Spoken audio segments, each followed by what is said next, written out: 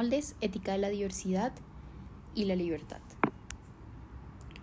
Bienvenidas, bienvenidos, bienvenides a este espacio donde reflexionamos sobre la vida, el deseo y la libertad. Soy Andrea Sofía Ochoa, estudiante de Cultura Física, Deporte y Recreación de la Universidad Santo Tomás, y hoy quiero invitarte a una conversación honesta, cálida y crítica sobre cómo vivir mejor, cómo vivir más libre, cómo amar sin moldes. Para el día de hoy vamos a trabajar en conjunto con un texto que se llama La educación sexual y ética de las relaciones sexuales y amorosas, cómo trabajar en favor del placer y el bienestar. Y vamos a responder la pregunta: ¿cómo es más inteligente vivir? Justo para tener una buena vida, para gozar de la vida y de las relaciones sexuales y amorosas. Es por ello que quiero proponerte que exploremos esta pregunta desde la ética de la diversidad como principio que atraviesa profundamente la forma en que sentimos, deseamos, amamos y sobre todo en que nos vinculamos. Y lo vamos a conectar con algo que es base de todo vínculo ético y viene siendo la libertad. La ética de la diversidad va a partir de un reconocimiento fundamental. No hay una única forma válida de ser, de desear, de vivir la sexualidad o el afecto. Esto es súper clave entenderlo. Y voy a citar algo. El modelo hegemónico invisibiliza y sanciona todas aquellas formas de deseo y de afectividad que se escapan del mandato reproductivo, del amor romántico tradicional y de los cuerpos normados. De una u otra forma es generar ese contexto sobre cómo vivimos en una sociedad que históricamente desde tiempos inmemorables solo ha validado una forma de ser, una forma de estar y una forma de vivir. Un claro ejemplo es una mujer blanca que quiera casarse con un hombre, que quiera tener hijos, que quiera ser ama de casa. Y es como se genera esa controversia, esa disyuntiva entre ¿y qué pasa con esas otras formas de vivir, con esas otras formas de amar, de ser, incluso de habitarse a sí mismo y de cómo vivimos en nuestra piel, cómo nos sentimos en nuestra piel? Y es por ello que quiero que veamos esos distintos niveles en que se puede vivir la diversidad desde todos los aspectos que abarca el ser humano. Por ejemplo, en la vivencia del placer sexual. El placer sexual no es una fórmula, puede vivirse de muchas formas. Y es por ello que se insiste en que cada cuerpo es único. Una persona con movilidad reducida, que de una u otra forma es como tabú hablar de que una persona con una discapacidad, con, por ejemplo, la movilidad reducida, pueda vivir libremente su sexualidad. Eso viene siendo tabú, pero de una u otra forma es como esa persona puede disfrutar sus relaciones amorosas y sexuales. Y ejemplo, no necesariamente tiene que haber un sexo con penetración. Asimismo, una persona asexual puede tener sus relaciones afectivas sin la necesidad del contacto genital. Hay personas que pueden vivir normalmente y esto no va a ser una necesidad, no va a ser, digamos, que el pilar fundamental. Y es por ello que el goce no tiene que seguir el modelo heterosexual, joven, atlético. La diversidad está también en cómo sentimos el deseo, en esas múltiples formas en que se puede manifestar. También vivimos la diversidad desde la identidad de género. La ética de la diversidad exige el reconocimiento de identidades no binarias, trans, queer, travestis, agénero. No se trata solo de aceptar, de tolerar, sino de respetar y reconocer derechos, de reconocer que esa persona puede ser y habitar su cuerpo como le plazca. Si una persona trans se enamora, merece poder construir una relación donde no tenga que explicar o defender su identidad cada vez. Por ejemplo, una mujer trans que quiere formar pareja y lo primero que recibe es fetichación o rechazo, está siendo privada de su derecho a amar con libertad. Es como si simplemente por el hecho de ser diferente. Tienes que todo el tiempo estar dando explicaciones de cómo amas, cómo tienes relaciones sexuales y cantidad de temas que son incluso un tabú todavía, a pesar de que se ha generado tanta visibilización en pleno 2025. En los modelos de pareja, ¿solo hay una forma de estar en pareja? No todas las personas desean vínculos cerrados, y aquí es donde vamos a hablar de el poliamor. Muchas van a explorar vínculos abiertos o jerárquicos, y eso no significa ausencia de ética, sino presencia de acuerdos. Creo que algo que es un poco controversial es el tema de si es posible tener relaciones poliamorosas. Está claro que no todas las personas estamos hechas para una u otra cosa, pero lo que es muy clave, ejemplo, hablando propiamente de esto, es generar acuerdos. Creo que ahí está el respeto y ahí está como la solución a muchas cosas.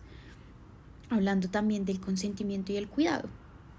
Por ejemplo, una persona puede amar a más de una persona a la vez de forma honesta y responsable, o una pareja puede decidir no convivir y eso no invalida su vínculo.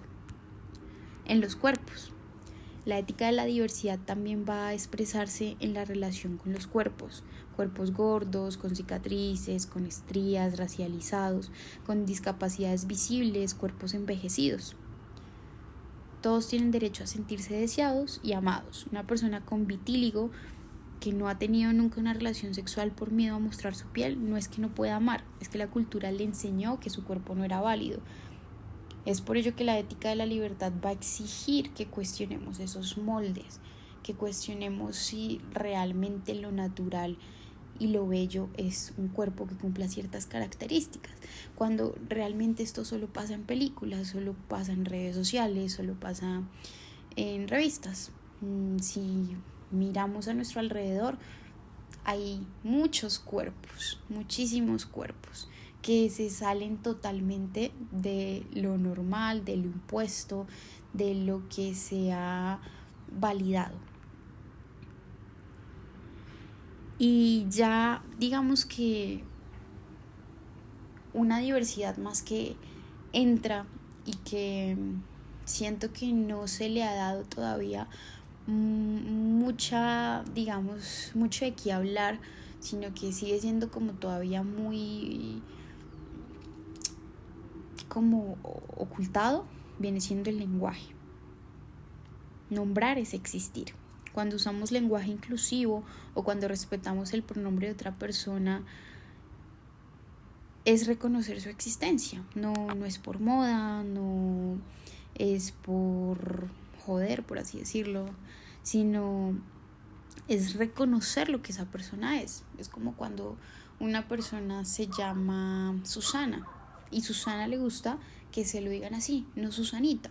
Lo mismo va a pasar con los pronombres. Yo me puedo identificar con el pronombre ella, pero si otra persona se identifica con ella, es importante también respetar eso.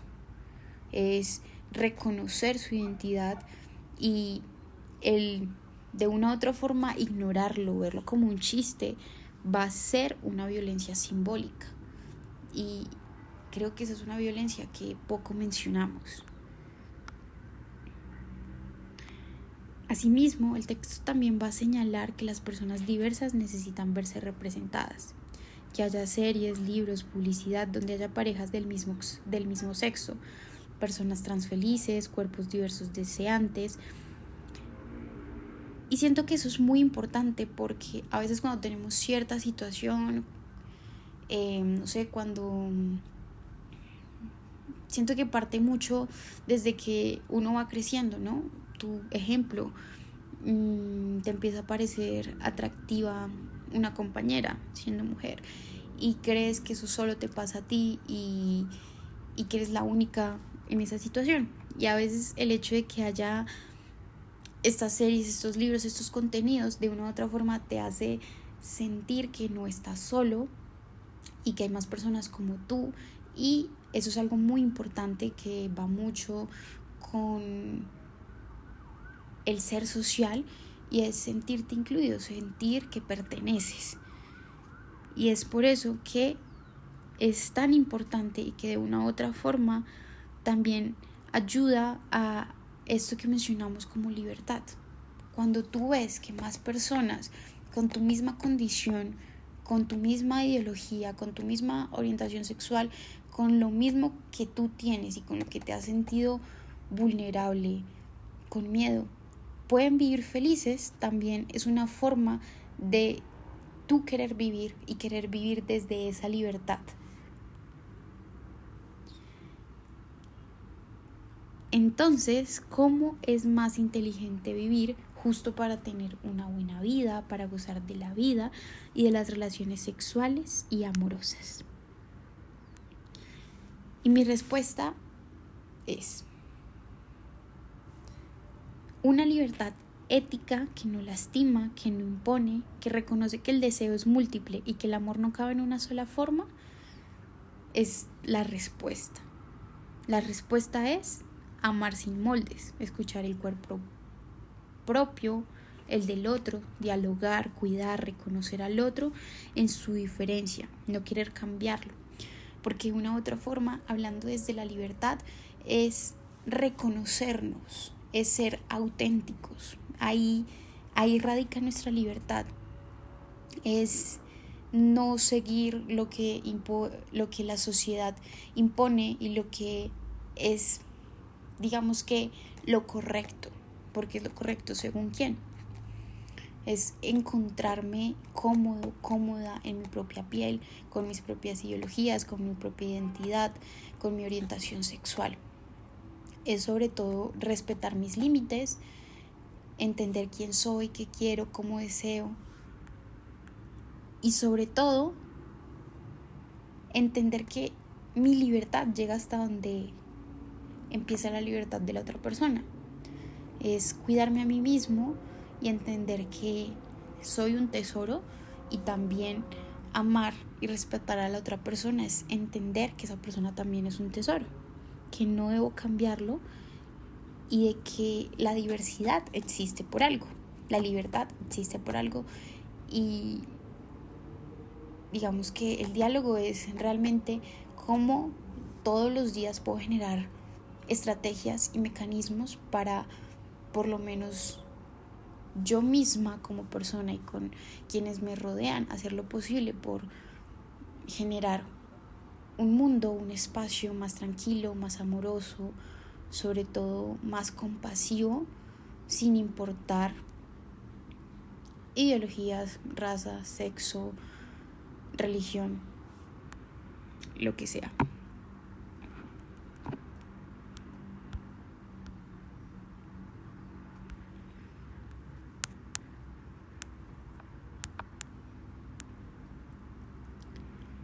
Y quiero cerrar con la diversidad no es un problema que hay que tolerar, es una riqueza que hay que cuidar. Gracias por compartir este momento conmigo. Esto fue Amor sin Moldes, un espacio donde pensamos el deseo de la ética, la libertad y la ternura. Soy Sofía Ochoa y nos escuchamos pronto.